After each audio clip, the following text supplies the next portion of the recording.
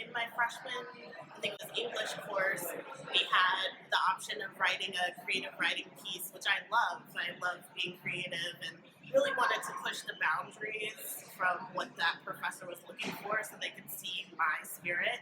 And I remember submitting the piece. I don't remember exactly what it was about, but it was a fiction piece. And afterwards, several weeks after them grading the papers, I got my paper back. And one of the comments was, "I'm not sure this is actually your work." And when I spoke with the professor, he then asked me many questions, which led me to realize he thought I plagiarized it and or worked on it with someone else. He was like, "Who else worked on this? Was this really your writing?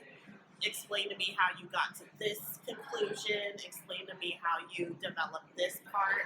So he was basically like analyzing me in person to see if I was actually the writer of the piece that I had presented. And I felt really hurt and offended and put down, and my intelligence was insulted by that instance. I think I ended up dropping that class like several weeks later, like just kind of feeling like this was not the right place for me and that this class is not giving me what I want. And just feeling like if the professor feels that little of me submitting something that I feel proud of, then why would I try anything else for that professor? I think that as an Asian female writer, one of the biggest challenges for me is that I have to be comfortable telling my story and being able to say to either editors or readers that this is my story and this is not necessarily representative of every other Asian American woman. I was a English major with a concentration in creative writing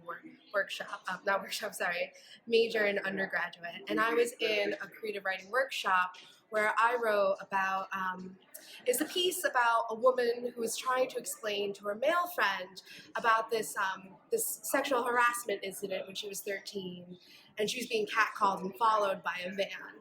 And the whole point of the essay was showing how basically the male gaze works on women's bodies and how women are always very conscious of that gaze and how it affects them, especially growing up. And I remember the one females in our class. I remember he said, "This is a good story, but I don't think it's worth telling. I don't understand the point of this story." And it just proved my point even better that, as women, we're taught from a young age, the whole point of the story was this girl kept her keys in between her knuckles in case someone came so she could defend herself.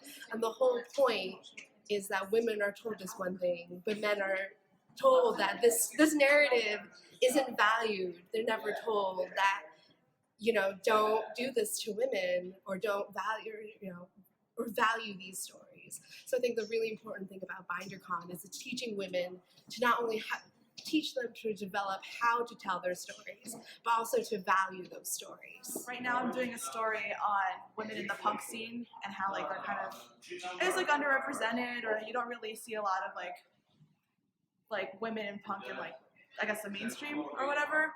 And I remember one time I was kind of talking to my guy friends about it. We were having a couple beers, and then they were just kind of yeah, well, the same thing happens with Black people in jazz. Eventually it'll just be popular. And so it's kind of the same thing with women. It just hasn't happened yet, but eventually it'll just get there naturally. And to me that kind of seemed like bigotry, but it's so interesting the way it comes off really innocent. And this is just I don't know, I felt as a woman I was kind of being attacked, as if the problem of underrepresentation of women in certain scenes was just kind of minimal in a way. The problem wasn't really there, or it'll just kind of sort itself out.